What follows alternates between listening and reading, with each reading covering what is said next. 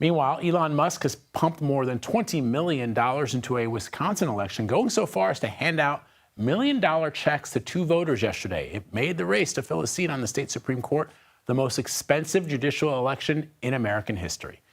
Let's bring in CBS News political director Fin Gómez to talk about this. So, Fin, explain to our audience who is perhaps not familiar with judicial elections why Elon Musk is so focused on this particular race, which is a race not between members of Congress, but between two justices, two judges.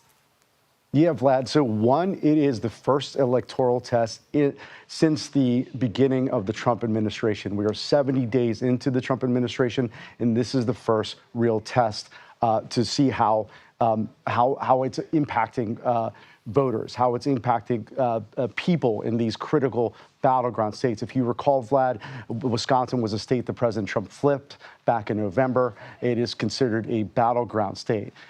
But the Supreme Court is likely to consider several hot-button issues in the coming years, Vlad: abortion rights, the ability of labor unions to organize state workers, and perhaps most critically, going into next year, congressional redistricting.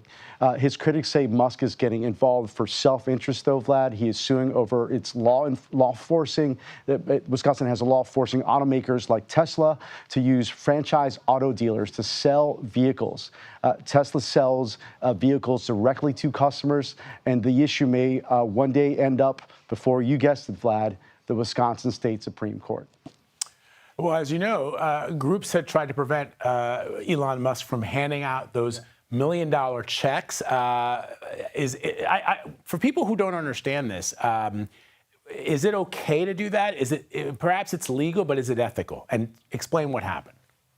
Many critics, many Democrats that we've spoken to and who've been really outspoken on this issue in Wisconsin and nationally say that it is at the very least unethical.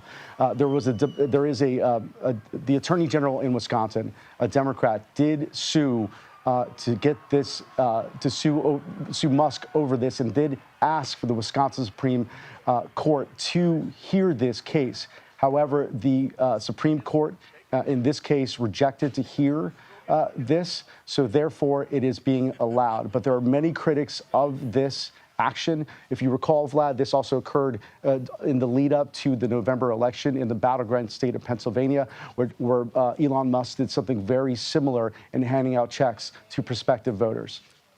All right, Fin Gómez breaking it down for us this morning. Thanks, Fin. Appreciate it.